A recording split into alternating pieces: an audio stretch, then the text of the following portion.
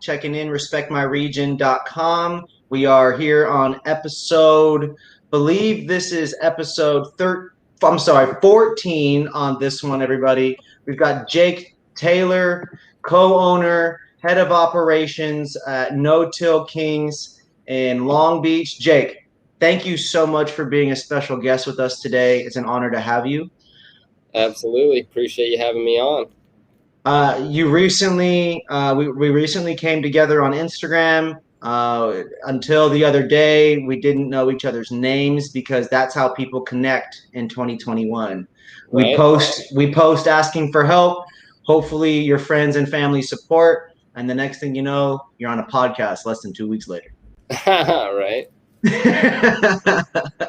Well, man, for many people here and myself as well, I actually discovered your brand about a month ago. I was just telling you before the episode started that a friend of mine, his girlfriend had pulled out a jar of the Mimosa. It was the best mimosa I'd ever had here in California. Didn't tell you that before the show, but I said that out loud when I was with them, and I was just really astounded. And then the next thing you know, he's DMing me your post saying, yo, hit these guys up. We're trying to do some things. And here we are. So please introduce yourself, who you are, what you do, and No Till Kings, a living soil centric cannabis cultivation company, correct? Yep, exactly. Yeah. So Love my it. name's Jake. I run our company's called No Till Kings. We're based out here in Long Beach, California.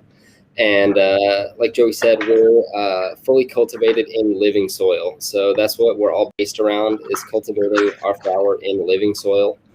And what that means is that we're not throwing out our soil every round. So we're actually replanting in the same body of soil every time that we flower. So our Mm-hmm. flower, we have these beds of soil in the flower room.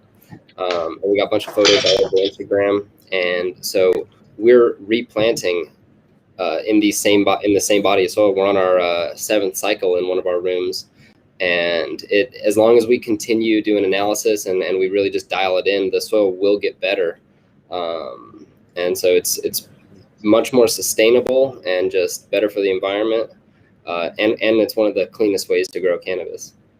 I have tried recently some living soil products out of Vegas. I've tried it a couple of times here. I've tried it a few times up in Washington. I'm a fan because people talk a lot about sustainability. Sustainability is one of these buzzwords, man. Marketers, people care about it too, though. So it goes beyond just this buzzword, right? And that's where when you think about the impact of soil use, cocoa, and all the different ingredients it takes to really cultivate cannabis at a high level. Can you talk to me and talk to the people here a little bit about why did you go that direction? What are some of those nitty gritty details that really ultimately led you down that path? Yeah. I mean, it's something that we've been wanting to do for a while, for how we wanted to cultivate when we were getting licensed. It took a long time to get licensed. Like we started this in 2016, 2017, and finding our building, and had to do all the permitting and the build out and the construction and getting the whole place built out. And then we got licensed last January in 2020.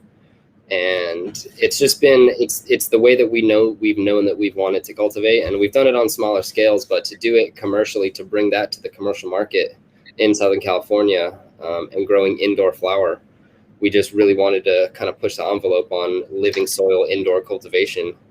And it just takes a lot of hard work and dedication, and we're slowly getting there. Absolutely. And I was looking through your guys' Instagram, No Till Kings at No Till Kings, correct? Correct. And I was so intrigued at the various I'm going to use just the term ingredients that you use to create this soil environment. And so could you walk me through some of the, like, there was this particular post where you guys were grabbing some of the stuff on the top and just moving it around, and you lifted it up and there was all these earthworms and castworms or whatever it is. Yeah. So talk to me about this soil biology that you're creating. You are creating an entire micro habitat around all of your plants, right?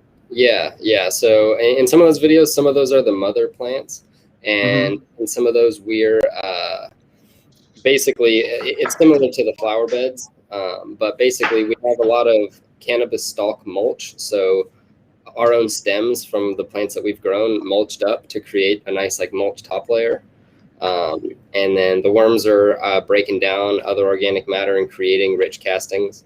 But yeah, so there's that whole aspect to it. And with the mother pots, we're constantly cycling them around. So like we'll grow one for, maybe 6-8 months and then cut it and then let that pot kind of regenerate for a little bit. But exactly, we're basically creating this kind of rich ecosystem within each soil pot, or whether it's a bed. For our mothers, we're using 30-gallon pots, but we're basically creating this rich ecosystem. There's worms, we've got other beneficial microorganisms, and then we're also doing compost extracts, which really enhance the biology in the soil. And then we also do soil analysis, which you definitely got to do on commercial scale. And the soil frequently too, correct? You probably do that fairly often to maintain correct. consistency. We try to do like mineral analysis once a month. We're trying to do biological analysis also like once a month, but sometimes we push that to once every 2 months. Are you doing that through a lab or through your guys' own testing in-house? So we do like mineral analysis through a lab, and then we send the results to this group that we work with called Crescive Soil. And then they help us formulate top dressings.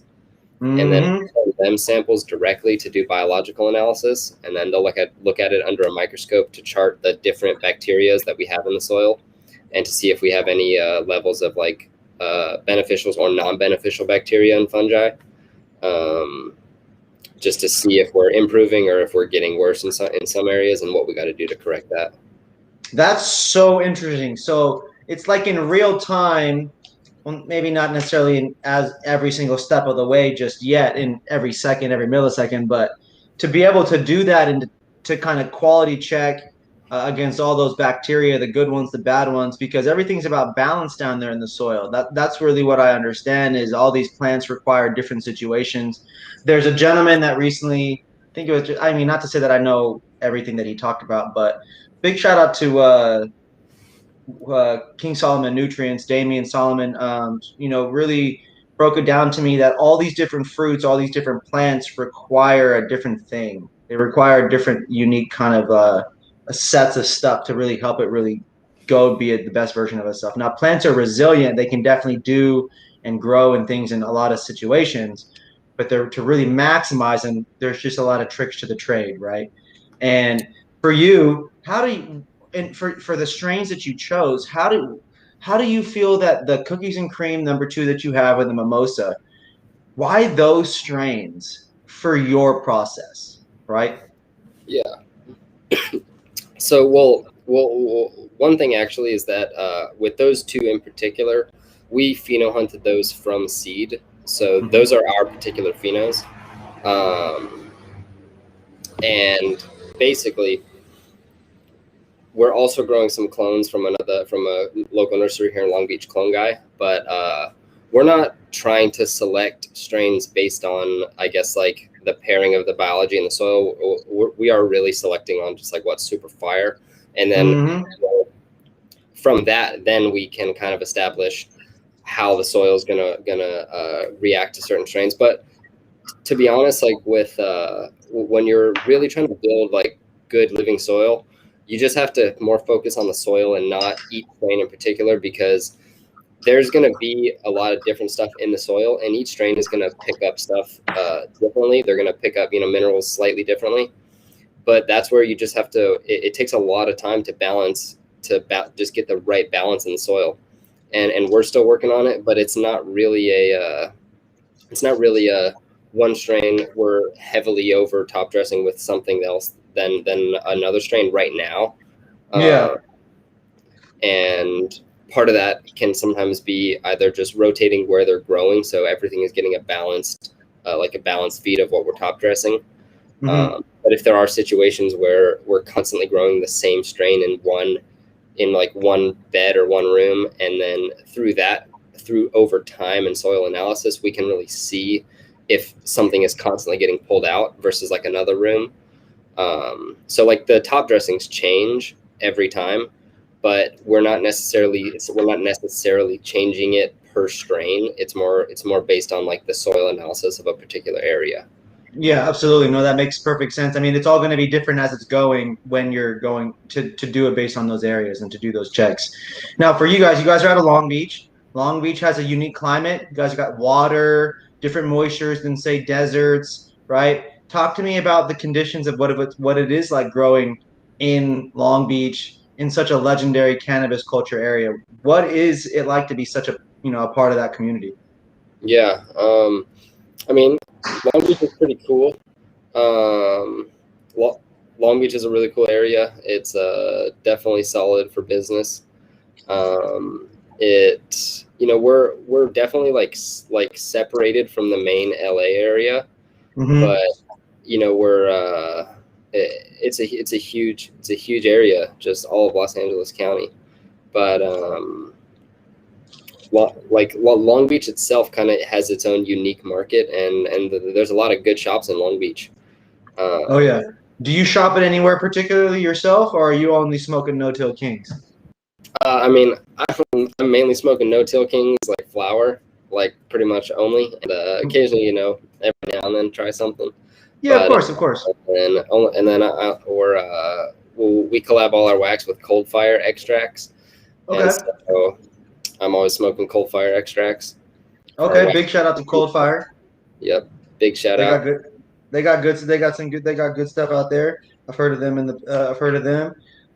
Do you have a particular set of strains that obviously you're smoking the things that you grow, but Yeah. over your lifetime of in your cannabis career as a smoker, as a dabber, do you have strains that you gravitate towards, and could you explain maybe why you like those? Hmm. Um, I mean, I definitely like OGs. So we do have an OG coming out. I like this cookies and cream a lot. It's a unique pheno. It's got a nice cookie. It's got a nice cookie flavor, um, and a good like creamy doughiness to it. Mm-hmm. Um, and our mimosa is super fire. It's very unique, very unique. And I think we have a really good cut of mimosa, like the pheno that we selected from the seeds that we hunted.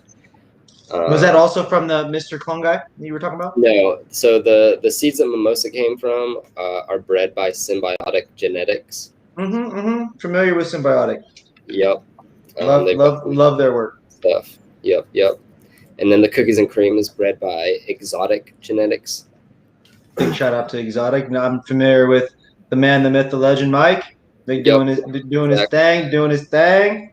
And so those are the two strains that we have hunted from seed. All right. So we've got cookies and cream number 2 and mimosa. And then we're currently growing gelato and OG. Those are from Clone Guy, the genetics we got from Clone Guy. And then so basically back to your question of what I like. I mean, I'm really just into like super fire stuff, whatever's like super fire. But and that's why like we're constantly looking for new stuff. So we're always looking for better terp profiles. But a lot of like just heavy stuff. I mean, if it's gas, just super gas stuff. What Or about, so do you prefer fruity gas, piney gas, citrusy gas? A lot of people do say gas, but yeah, what are you pulling out? If you and I are standing next to, we're honestly, standing next to Snoop Dogg, what are you pulling out yeah, for Snoop? like 4 different things probably. All this fire shit that we grow. Um, Facts.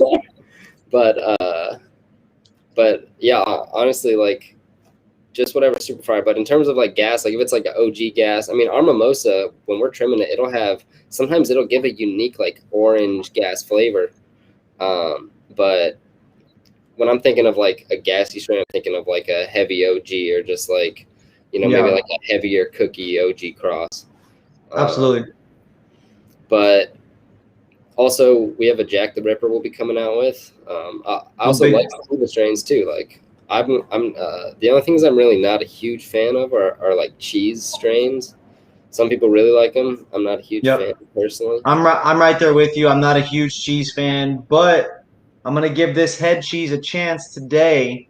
We're gonna see how that goes. Now, typically on the episodes, Jake, we have this segment called "What Are You Smoking On?" So, talk to me a little bit about what are you smoking? What's it taste like?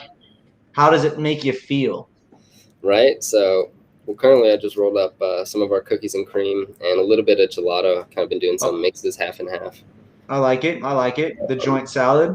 Yep, and then I also rolled up a mix of some Jack and Mimosa. That makes a good mix because we're Wow, gonna that's soon. gonna have you ready to go dunk on somebody here soon. I Right? love like those kind of sativas. They make you feel dope. They make you feel creative. They make the sun hit you, and it's just beautiful, more beautiful outside sometimes. You know, Oh yeah. But love this the Jack. currently this is some it's the cookies and cream and gelato. Hell yeah. So, in terms of the high from that, a lot of people say they smoke cookies, a lot of people smoke gelato. For those people that are watching that don't, this is some Long Beach grown weed. What does your cookies and your gelatos feel like and taste like for you? Um, the cookies and cream is super smooth. The gelato has not released yet. This is from our like last run of it. We ran like a couple plants to test it out, and Mm-hmm, then mm-hmm. we've got more getting ready right now. So it'll be ready middle to end of September. Which is, the cookies and cream is it's got a it and our strains truly taste how they smell, and we we are really dedicated to growing excellent flower and only putting out the best, highest quality cannabis that you can buy and cultivated Yeah. in soil. And so if it comes in a jar from us, it's going to be super fire. I feel But like a lot of people are good growers. I feel like not many people are good dryers and curers. it's tough, and it just takes time, and we're not experts by any means. We learn. It takes time to become that expert, right? It Yeah, takes harvest and seasons, right? yeah, and we're not experts. We're constantly learning and improving every day, always trying to get better. And I constantly preach that we have to work so hard, so extremely hard, just to Mm-hmm. become relevant as a cannabis company, as a brand. And then we have to work once we become relevant. We have to work even harder just to stay relevant. Um, 100%. and I truly You're believe only as good as your last harvest, man. And exactly if we put out, if I say we on the same team now, we I are. support the fire and the mimosa. It's delicious, everybody. 10 out of 10, 12 out of 12. I would recommend 7 days a week, 365, and twice on all holidays because you need one for yourself and you better give some mimosa to someone as a gift. Okay. For real, for real. That mimosa was woo! Pray for that. I pray for that mimosa to always be around in my life. That's something that you carry 100% of the time, always in the stash. That's how good it was. It tasted, you guys, that mimosa tasted like a drunken clementine. Clementine. It tasted like a drunken, funky, sour, piney, gassy clementine that's been dipped in some OG. Ugh, it was so good. I smoked 4 joints that night. That one made me sit in my car and contemplate, am I too high to drive right now? Because that one was the tipping point, right? 1 a.m., 2 a.m. when you're a little older, late at smoking late at night, and you got a 40-minute drive. That's hard. That's what Right? you start nodding off. If you're really tired and shit, long day, right? That one was my tipping point. I literally had to question: is it safe for me to go because it was so potent? And I just remember having this taste in my mouth of this, like I said, drunken oranges, this drunk clementine oranginess in my mouth for like straight up an hour and a half. It was wonderful. So everybody, North American Weed Tour Podcast, episode 14. We've got No Till Kings in the building, repping the LBC, man. It's so dope to have you on. I want to learn a little bit more about the brand, No Till Kings. Talk to me about the name. Okay. Okay. You're one of the few cannabis companies out there where cannabis and company or the word weed, marijuana, or something along those lines has no part of your name. So please tell me about the story of creating your guys' brand and your name. Yeah, so the whole thing is based around cultivating in living soil, and the way that we farm is no-till farming, and so no-till farming has been around for a while. So what it means is that we're not tilling the soil, so we're not in terms of our style, because we're growing indoors, we're not replacing all of the soil every run. Yep. where a lot of groups, even if they're growing in soil and using some type of like fed nutrient, a lot of times they're going to be throwing out all those soil pods every run and putting new soil in. And so ton of waste. that's very wasteful.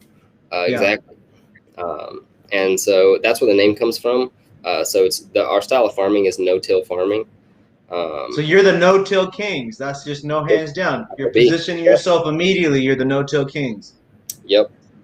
So in the world of living soil in this no-till culture, you obviously had to look at other people that came before you to have discovered this, right? To come across this process. So talk to me a little bit about this learning process, the discovery of no-till culture, of living soil, and then your learning path throughout it, right? There had to be years at a process of just really perfecting it and schooling yourself. For sure. So I would like the first time I probably learned about it was seeing it from Mountain Organics. He's like a big no-till guy on Instagram, and like a while back, in like 2014 probably. Okay. And it was just like, this guy's like growing in this soil. He says he's been growing in it for like 20 cycles, like in these pots, and it's just like, what? And you see, and he like replants right next to the stalk that's in the soil, and you're like, how's he doing that? And there's all worms in it and everything. Okay. And he just preaches about like just talks about it, and he's like definitely one of the OGs in growing in living soil. That's just been really like, that's talked about a lot of the knowledge. And then also, I mean, in cannabis books and like in Jorge Cervantes's in Cannabis Encyclopedia, there's some stuff about living soil in there. And then some other books that we have, it's just like the Living Soil Garden. I forget. I think a lot of times we're consulting books if we ever have like an issue that we're trying to look at. But mainly, this is a great opportunity here to encourage all the people right now who have any questions right now. Go drop them all on every one of his Instagram posts at No Till Kings, because engagement is great on Instagram. So like, follow, turn notifications on, watch all his stories, comment on all his posts, and please make sure you guys tap in and ask questions about the no-till culture. I just wanted to interject that in there because you guys are a smaller craft company, doing it right, and you need all the engagement and support digitally as you can get. Appreciate that. So back to the question of, we've got you discover it. You've got the Mountain Organics, right, on Instagram. There's a couple other either companies or gentlemen or just growers all together doing it. Yeah. When did you start getting into what's that? When did you start doing it? Pretty much right then, kind of right when I found out, 2014, 2015. And then, so we just knew that it was like this could be the way to do it commercially. Like, there's got to be a way. And then a group popped up in Colorado doing it, basically kind of how we're doing it, indoor. And so we've seen a couple other groups doing it. And then there's definitely large outdoor farms growing in living soil. And it's how everything should be grown. Legitimately, everything should be grown in living, just like food in general, if it can be.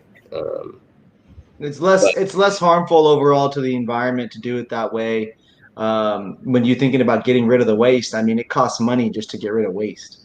So it's like when you create waste, you're creating a cost. For sure. That's beyond the waste. For sure. And believe me, we're not hating at all on anyone that grows different ways. I appreciate all types of fireweed. And so there's no shade or hate on anybody farming any other way. Of course.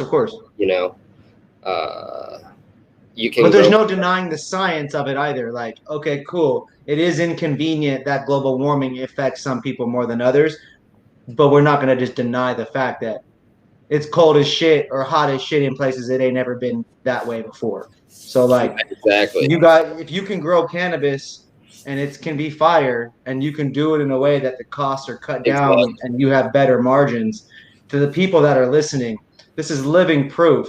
This gentleman's Mimosa and your team, whatever it is that you're doing, This was the best mimosa I've ever had in California. Appreciate It is that. the I'll shut and this door. ever. I'm gonna shut this door. So for you guys, again, if Living Soil can produce a product that good to compete with the quality of the price points that everybody else is doing, spending more money with less margins, these are things to reconsider. The North American Weed Tour is all about identifying the culture, business things, consumer sides, all of this. We love to learn about what you're using. We love to learn about what inspires you, where the education comes from. This is great. Mimosa, I see a Facebook comment coming in. It makes great hash too. Terpy weed is great for other items. The trim is good for other things. It can be used in live resin for to produce a really terpy product or a really terpy live rosin. There's so many uses for a strain like that. And it really needs to be brought back around. And so thank you for being one of the people and the brands that has that strain strong and alive. You'll always have a customer with me in that.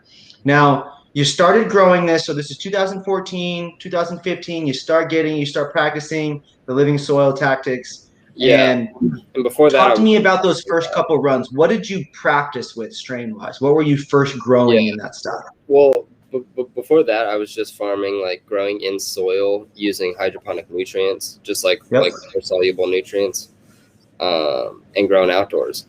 And so originally, like the way that I learned was a few years before that, and I was just trying with seeds, and I just kept popping seeds, and like I tried to look stuff up, and you'd see like there'd be forums on stuff, for sure, but everything I just kept popping, like all the seeds were just like bullshit. And then so eventually I was able to get some clones from a shop in like 2012 or 2013 from one of the shops that started carrying clones. And so one of the first ones I grew that I harvested, well, I grew some like some SFE, some OG.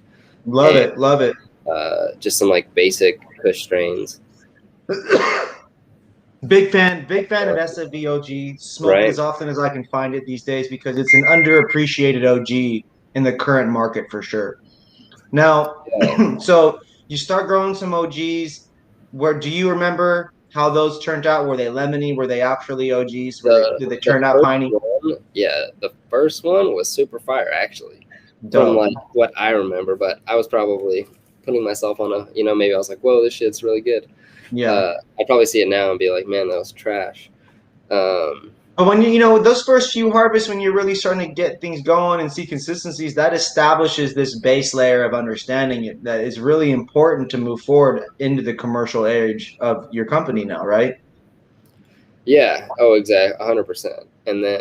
And so after doing it like for a few years in soil, then kind of we started testing out doing living soil, just kind of on a smaller scale. And like we'd seen other people doing it, in like starting to do it in Colorado commercially. So it definitely just seems viable.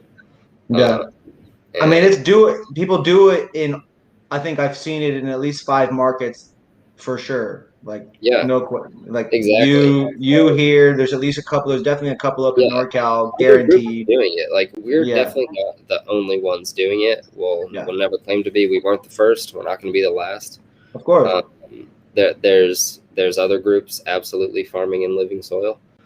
Killing it. It's a differentiating point, and people also feel that cleaner weed leads to better product. For And sure. so there is this customer perception to some people that legal weed is actually worse than the traditional market, right? There is a perception that people believe that. That's a wash. We all know that's not true. It's not lab safe. Yeah. It's not tested. It's a wash. So then Yeah. there's this other perception of people in the recreational cannabis world, the 21 plus market, where organic weed or clean green certified or whatever that stuff is, yeah, it matters, but for some reason, none of those brands are typically known for being Jungle Boys, Yeah. Yeah. We don't Cookies, have whatever it right. is, right? They're just never Right. known as being that big cloudy brand, okay? And then we start seeing the quality start to drastically improve in the rosin space because clean weed really shows out in rosin world and for rosin fans. And that's where I felt like the community then kind of backtracked to like, all right, rosin became so popular, and then the living soil rosin became like such a niche quality clean of the expensive rosin products that then it Yeah, was like, where that's the flower it came from. It was like that's the rosin, that's the flower. Oh, now I got to start buying that too. Typically, people go from flower to the rosin in that order, right? So for you guys, is that part of the expansion of No Till Kings? Is to get into a bunch of good quality extracts and start yeah. doing your guys' own super terpy washes? Yeah, potentially one day, if we end up venturing and getting our own manufacturing license. Mm-hmm, We mm-hmm. currently work with Coal Fire, and they're a volatile manufacturer. So we have BHO, like cured resins made, Yep, uh, and in today's tested market, especially how Coal Fire makes it, it's just as clean as any rosin, of and course. it'll be copier, to be honest. Yeah, Uh, but right now it's just really tough for indoor, for like how we cultivate. It's really tough to like partner with a manufacturer that's going to make the rosin and then do the percentage, or just like until we're either growing so much, or if we do an outdoor farm in living soil and then do like live resin, or like, I mean, to do like fresh resin to make rosin.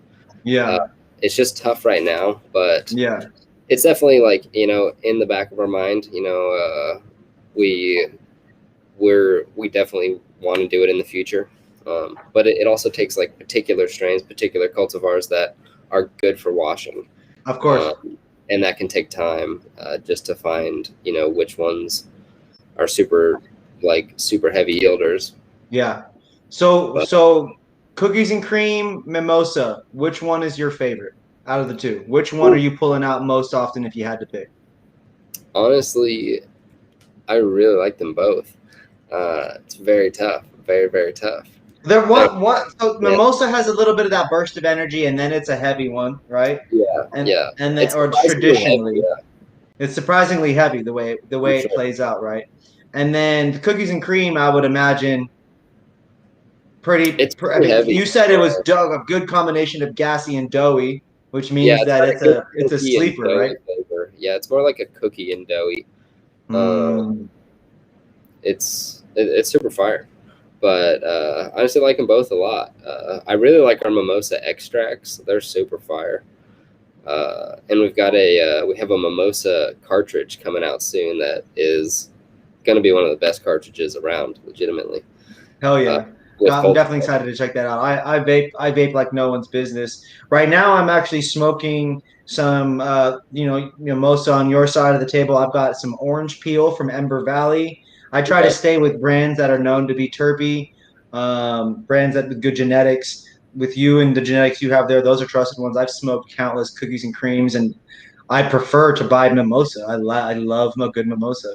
Um, it's awesome. so for so for you, my friend, when you go to dispensaries, do you like does your family shop there? Does your people, do your friends, does your whole ecosystem of people also shop at dispensaries as well, or are you kind of one of the few people in your world that is mainly there? I mean, my employees definitely shop at dispensaries. They're Mm-hmm. shopping around. Um, I shop every now and then, just Yep, for like random stuff. for sure. But I'm not like out and about, probably at a bunch of shops right now.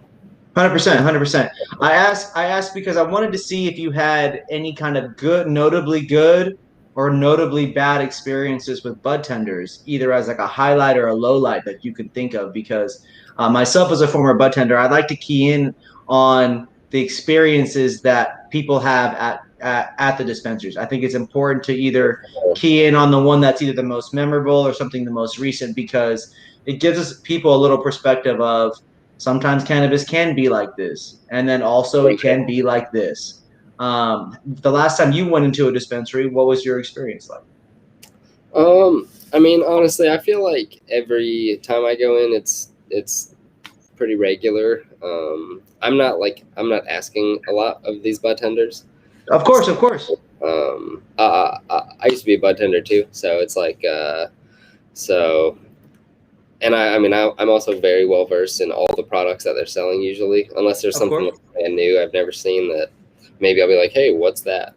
Or if I'm trying to find some weed, I'll be like, what are you smoking on right now?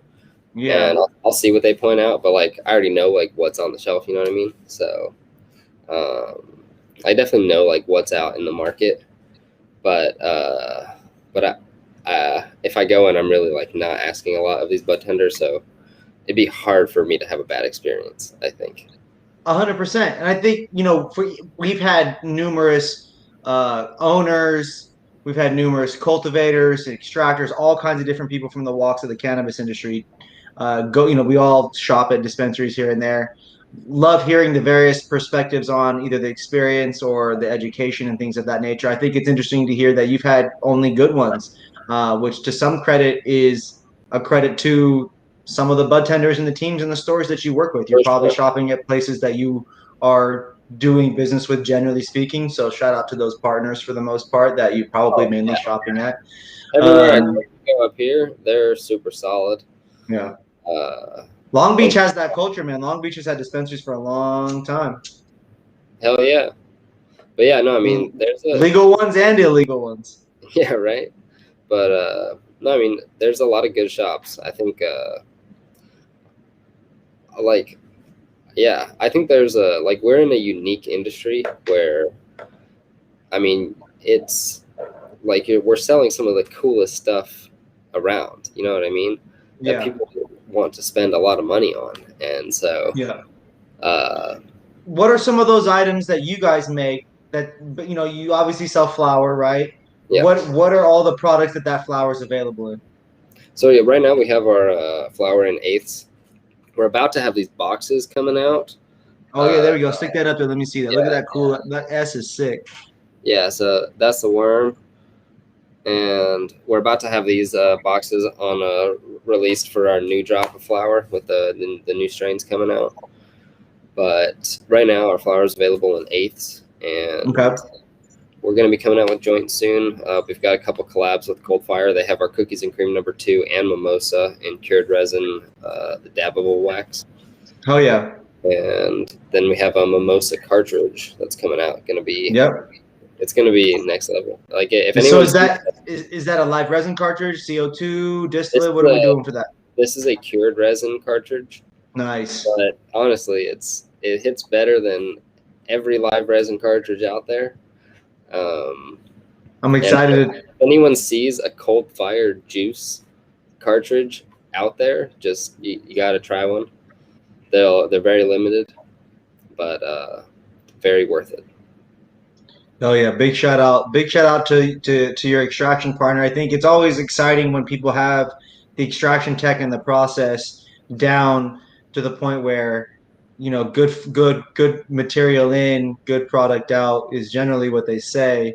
And I think that's a big credit to as well as to what you guys are putting in to have that good product Yeah, be coming out. For No Till Kings, let's talk a little bit about building the brand. So you guys were in the 215 market, correct? yeah. Um, I kind of ran helped run a shop, and we had to put. I mean, we put growing on hold just to like to get everything built out, and it mhm. was so like nobody knew what was going on with the whole system and transitioning from that market into the new market. So we didn't want to try to pop a bunch of our stuff and then not be able to bring it in and get it into the new metric. But then at the beginning you could just kind of put anything in, so everyone was bringing just a bunch of clones in and stuff. Yeah. So that whole transition period was just like a clusterfuck, and now it's like easy to understand when I look back at everything, but when you're kind of in it at the time and nobody knows what's going on with the regulations, it's kind of just like I can't imagine having been in that position of doing something that's illegal and then gray and then suddenly it's clear, but then it's not yeah, because people interpret it differently. and And you don't then have a licensed yet because you're not built out. You got to build it out, but then you got to wait to get the license before you're fully built out. So for like 2 years, we kind of put everything on hold to try to do everything, and Yeah. it's been a lot of work. It's a teeter-totter of like balance this way, move something forward, bounce back, move it forward again, and then 5 steps back because something changes all of a sudden. Yeah, And exactly. so with that, you guys start building it out. You have it on hold. Um, what can you share about that process in terms of some of the biggest obstacles you had to overcome with? Obviously, waiting on the licensing was probably huge, but in your build out, you're going from probably a smaller build out in this other market to now commercial craft in this rec market, right? Yeah, yeah. So, I mean, this is all a lot of work. Everything, it's all, everything's licensed. Got to get everything permitted from the city. Um, and it just I was very, very involved. I built the whole facility and from the ground up, and we hired a good electrical contractor and a good mechanical contractor to do the air conditioning, and then I had a general contractor like me. This one general contractor, he helped me build it, and one other guy, and we put up all the walls, and I did all the floors, and it's just a lot of work, Yeah. certain jobs you underestimate that you're going to try to do, and yeah, I mean, it's a lot of work. We're still not at full capacity. We're like just under half capacity, and so we're going to be growing. Hopefully, getting more stuff going soon. Yeah, and you have other. I mean, obviously, you have the strains that you're running now that are very successful for you guys. About how many stores can people find you guys in? Right now, we are in 4 stores in San Diego. We got this shop called Cannabis, and then 3 March and Ash locations. Nice. Big And shout then, out to March and Ash. yep. And then up here in Long Beach, we're in Chronic, and then we're in Green Wolf and Bellflower. Hell And yeah, big shout out to Green Wolf and Chronic. I'm familiar with both those spots. hell yeah.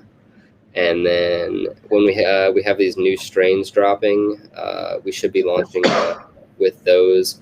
We'll have drops at all of our current locations, and then we should be getting those new strains into all the Catalyst locations as well. Nice. Yeah, those ones do great work on the experience and the bud tender education. Big shout out to the Catalyst and their entire team. I'm a big fan of just their curated menu is just wonderful. I love, and Yeah, then having you guys on there makes a lot of sense too because you've got to offer a diverse offering of the best, not just a bunch of dope ass designer, exotic genetics all crap crossed, back cross, flip, dipped in a Mylar bag. We for need sure. I'm down for all those too. I'm down to smoke through all those and try them. Trust me, I like flavors. Ain't nothing I got nothing against all of those flavors for sure. But I also want to be able to try, it's like going to a restaurant. I can order that 50, 60, $70, $100 dinner and have it be, all unhealthy and butter and steak or whatever, but I'd also like the living soil version of that. All the Oh, yeah, cleanest vegetables grown the right way from the right kind of farm, sourced properly and things like that. That's the kind of educational level that we want to be encouraging people, not necessarily price wise. See, this is the thing people also need to understand is that cultivating the way you guys grow, it doesn't make it more expensive necessarily. It right. actually the margin. See, just because you add in worms and these other different soil ingredients to create that unique habitat down there, right? That unique biology down there, doesn't mean that the cost increase just because you add those in. You're removing pots and soil and so much of that. Maybe you added a little bit here and there to supplement, right? But it certainly isn't replacing rooms. Right. Hundreds, and if not, like I've heard some of the rooms have 1,000 plant rooms. I've heard that are Right. that are in this commercial space now. And that's why. 35, 75, 100, bam, 1,000. Yeah, exactly. And that's why a lot of people farm using rock wool, Yeah. because it's lighter to work with and on a commercial scale. And that's, I mean, it's challenging. We're still working on getting our yields up, and a lot of that is just strain dependent. Certain strains yield more. But when you're farming with hydroponic nutrients, you can really like, I mean, you really get the optimized yields. So, Yeah. but I So, think that, that kind of goes back to what I was saying. It's like if you're growing blueberries, you don't grow blueberries the same way you grow tomatoes, and you don't grow tomatoes the same way you grow right. squash and carrots or whatever it is, right? So, It's and so like, what we're really trying to do is to show that we can cultivate in living soil and get just as good yields as you can hydroponically, yeah. or as Are you close. willing to share some of those numbers, or even just like any of the? Because it's not a flex. I mean, to me, it's a matter of just like, yo, like We're you, not quite at the yields that some of these big hydroponic farms are getting, yeah. but we're getting there, and a lot of that is strain dependent. Hmm. Um, See, but and that's the thing is with why I've heard people cut out mimosa comes from yield issues, is what I've heard in the past. It's I not at mean, that commercial. I can yeah, grow a million plants of it, and then get 4 million pounds of it, right? It just doesn't always do that math for people. right. It's not. I mean, it's not like the heaviest yielding strain, but it's not bad, and it's super fire. Um, and Even so the even like the $15 eight mimosa I've ever smoked, still tasted orangey. yeah, You know what I mean? And that's the beauty of the terps. Like that weed was good enough for someone, just not for me. And that's fine. That's fine. You know? I gotta yeah. take a dab. So for me, do you have any dabs over there, or are you just smoking flower tonight, brother? I'm just smoking flower here, but yeah, I dab. I just have it like set up somewhere else. So, Are you on the first joint still? yeah, I'm just smoking this first joint. Nice, nice, That's the going nice. slow. What do you feel like now after 30 minutes of smoking that joint? I mean, I'm chilling. I mean, I was smoking some of our new pens earlier, Hmm. just before this, but Do you ever feel like any of this stuff, is there any strains that really just all of a sudden really push you on your ass, or you're just like, oh man, that one, I mean, that did it. um, I don't know about any strains like in particular, but like if I smoke a lot of anything, I'm gonna be pretty stoned. Yeah, But I would say more like, or if you put a bunch of hash in it, or just a bunch of like, yeah, if you put a I bunch of like hash, your style. I like yeah, your style right there. Mix yeah. in some hash in there. I was actually considering. I'm going to take a regular dab of this right now. I'm a fan of the cold starts, but I brought over. I have some diamonds that I was going to put into this next joint, so we'll see how that goes. I was just going to infuse it a little bit, you know. Oh, here it is. Yeah, there we go. So, How long have you guys? How long have you been in Long Beach? Say that again. How long have you been in Long Beach? So since 2017. Yep. Um, yeah, so that's when we started this project up here, and it took a year to get our building permit, to go through all the licensing, everything for the city, get the building permit. So it took a year to just get the permit to then start building, and then it took a year to construct everything. And then in that time of constructing everything, we have to balance getting our state license and timing all that out so that we're not getting it too early to where it like starts and we can't even operate because the city hasn't licensed us. Um, so timing all that was kind of a challenge. It's still like, it wasn't perfect at the end. We were off like by a couple weeks on each, but whatever. Yeah, Um, yeah. but that whole process, it just took so a year to get the building permit, a year to build it out, so 2 years, and then that's when we were able to start operating after that. And it's just taken a while to kind of just slow building sales, and like we're a new brand, nobody knows about us, but yeah, we're cultivating Hmm. in soil, we're trying to put out the best, cleanest product out there, Yeah. and at a fair price point, so at like a fair price of what fire product sells for, Hmm. and not gouge people because it's like because of like a brand name or something. Absolutely. When you commit to growing quality fire, you don't necessarily need to rely on brand packaging. You don't need to rely on crazy merchandise or all these giveaways and contests. And that's where people and a lot of retailers, shout out to the retailers for doing great jobs and pushing cannabis to the people. Love the 100%. retailers. have their back 100 ways. But in a lot of ways, the retailers do put a lot of pressure on these brands to strictly rely on sending them the traffic and redirecting it all the time, whether it's posts, newsletter blast, text blast, whatever it is. And there's nothing wrong with that. It's okay to put the responsibility onto your partners. It's okay to split the effort, right? There's nothing wrong with any of that. But in the infancy of the industry, it is often being leaned onto the brand to take care of creating awareness for this stuff. And that makes it difficult for small businesses. It makes it difficult for people that don't come in and have necessarily the same funding situations. It just is tough. Not to make excuses for people. It's just, it is. It's a reality to acknowledge that it's just tough. And for you guys, what are some of the things that you guys as a brand do to really stand out? You know, are you guys big on education? Are you big on are you big into the social media, the giveaways? What do you feel are some of your tactics and how you're approaching the market? A few different things, I guess. So we, I don't know, we do all of our own sales, right? So when we go and meet with a shop, we'll let them know, like, hey, we're the owners, right? Like, I'm there 7 days a week. And so some of them do definitely relate to that. And so, we'll let them know we're small.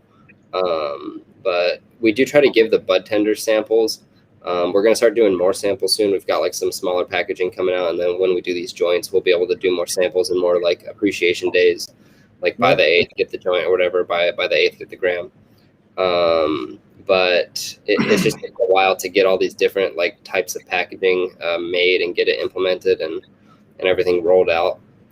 But it's mainly through the shop, just like going to the shops, talking to the bud tenders, like educating them, and just like talking about how we're farming living soil, how we're different, how we're the owner operated. We're not like everything we put out, we grow. We're not just buying a bunch of flour and repackaging it. Yeah, that's important for people to understand. Can you say that again? Yeah, let's key in on a freaky phrase. Everybody, North American Weed Tour Podcast, episode 14. Jake Taylor saying diamonds aren't able to be white labeled, but that's me saying that. What you said was good cannabis doesn't have to be repackaged, basically, right? Come on, so you grow your own stuff. It's true. It's yours. It's quality.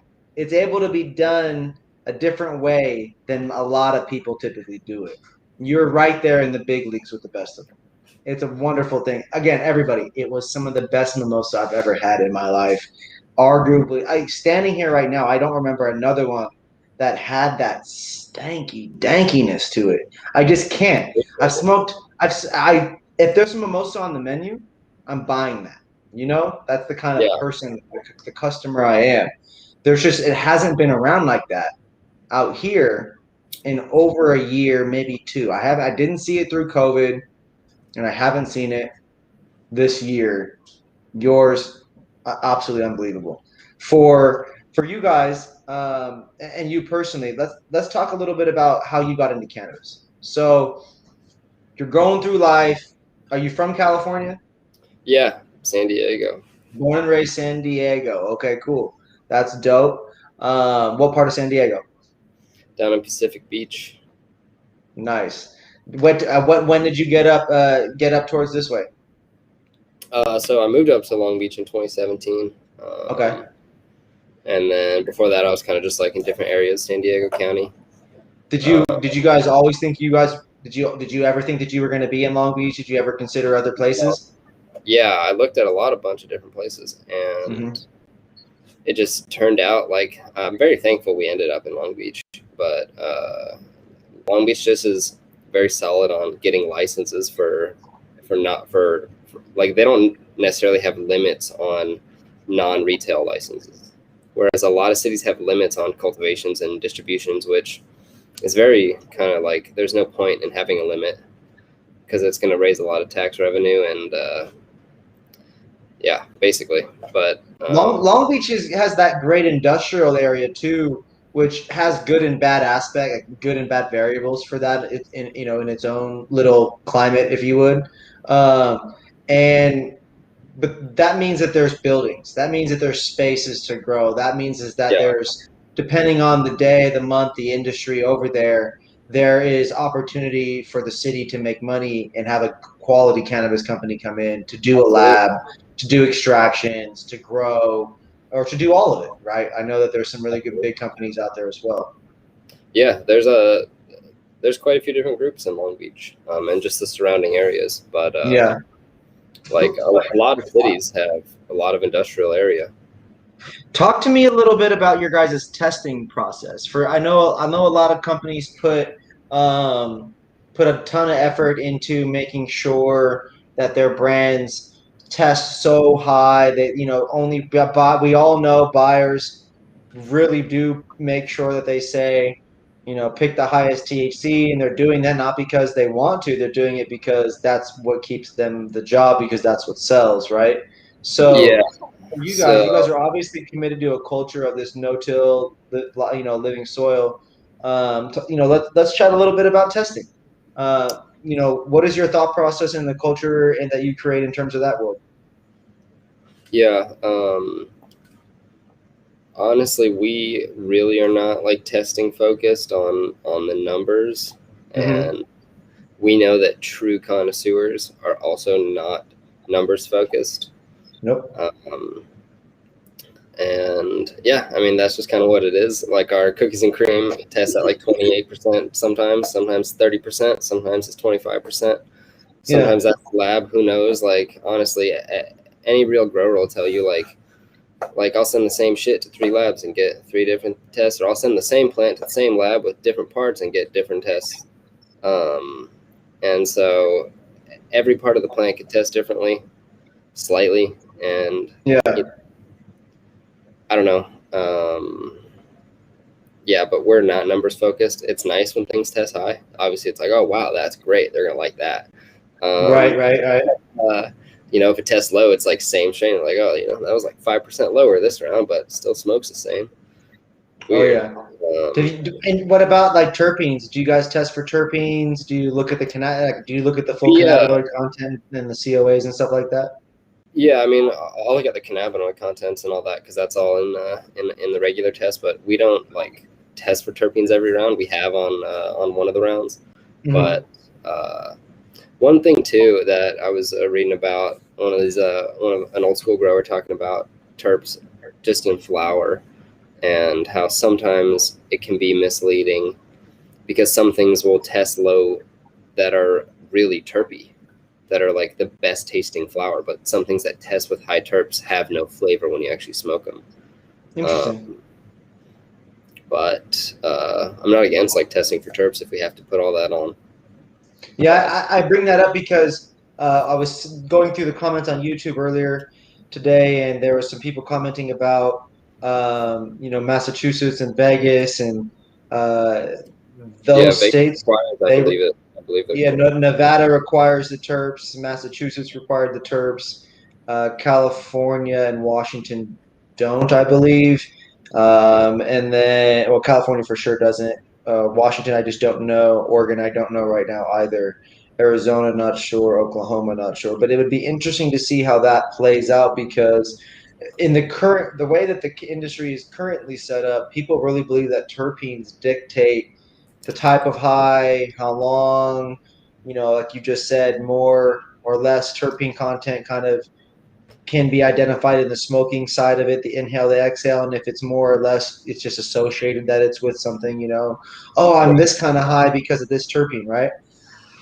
yeah, Which, in my experience, I feel is pretty consistent. I'll be real. I do feel it's pretty consistent, but it's hard to gauge it every time. So I really like to rely on the science, which is why I asked. I think it's interesting. You've probably looked at countless COAs for your products over time, and just to be able to know, the kind of maybe the kind of consistent results that your living soil environment can potentially create.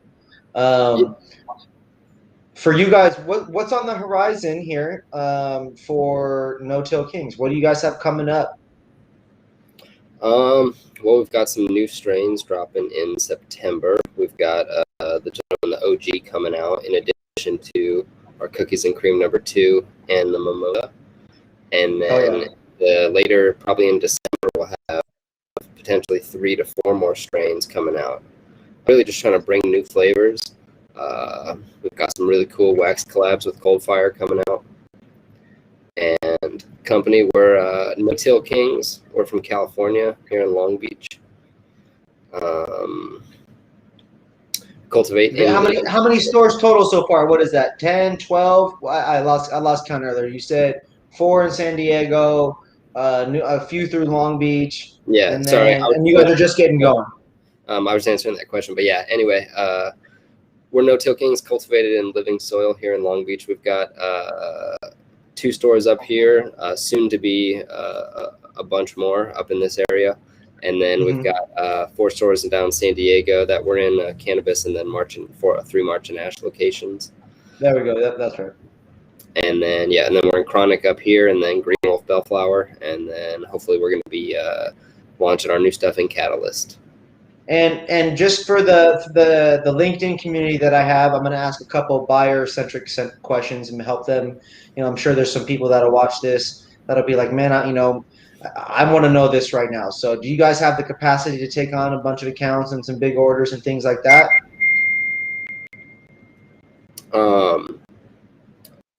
We can accommodate, like some smaller accounts. We're not like a super big group, so we're not fishing super large areas.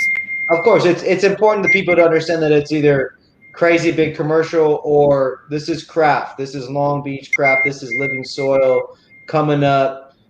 What do we call it? Grassroots and all that. And the one thing too is that cultivating in living soil is better for the environment. And the best thing is that we're not throwing out our soil every time that we harvest. And so we're really trying to work on educating that.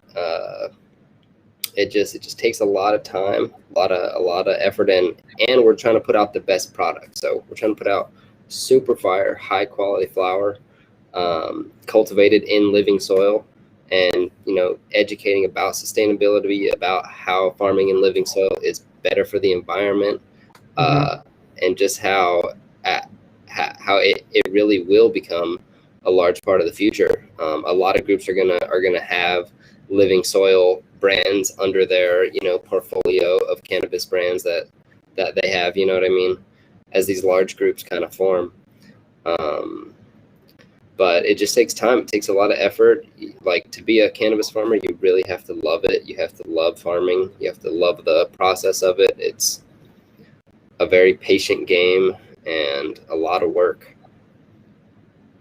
Man, that's a really inspiring game. I hope everybody watching, if you're not in the cannabis industry, if you're ever interested in growing, those are very powerful words. The amount of effort it takes, the consistent grind.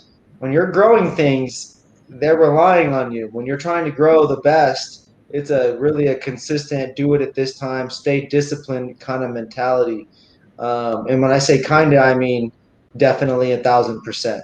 Because as soon as you stop giving that effort, the plants really notice it, right? So it happens immediately. In terms of you guys and your guys' company, I really appreciate your guys' time and effort and being on the show with us here today. Man, Jake, it's really been an honor to get to know you and to really get to know the brand at a higher level. I'm all about craft companies. I'm all about supporting local. RMR, respect my region for us. We come from the Pacific Northwest. We come from being a small company ourselves, and to work with people like you, the small hustlers that are trying to come in, that are growing a quality product, that really care about it. For me as a patient, I'm a true patient. I very much appreciate your craft for what you do. The cannabis, as I've said numerous times, was some of the best Mimosa, if not the best, that I've ever had. At No Till Kings on Instagram is where you can find them. Give them a follow, turn notifications on, like all their photos, comment on all of them, show love, show emojis. Go buy that weed. Fly into LA. You can fly into Long Beach. It's a beautiful fly-in. It's a beautiful view when you land. And go over to Chronic and go buy that shit, everybody. I highly recommend it. Jake, thank you so much for being on the episode. I appreciate you, my brother. Is there anything that you want to leave the people with before we get on out of here tonight? Uh, no, I mean, I appreciate being on. We're just trying to kind of share what we're doing. We're dedicated to cultivating the highest quality flower out there, hands down. Always looking for new flavors. We got a bunch of new stuff on the horizon. So, if you guys follow our Instagram, we post very often about kind of what's going on, and just new stuff that we'll be having and where the drops are. Um, and yeah, just we're continuing to work hard, look for new flavors, and that's pretty much it.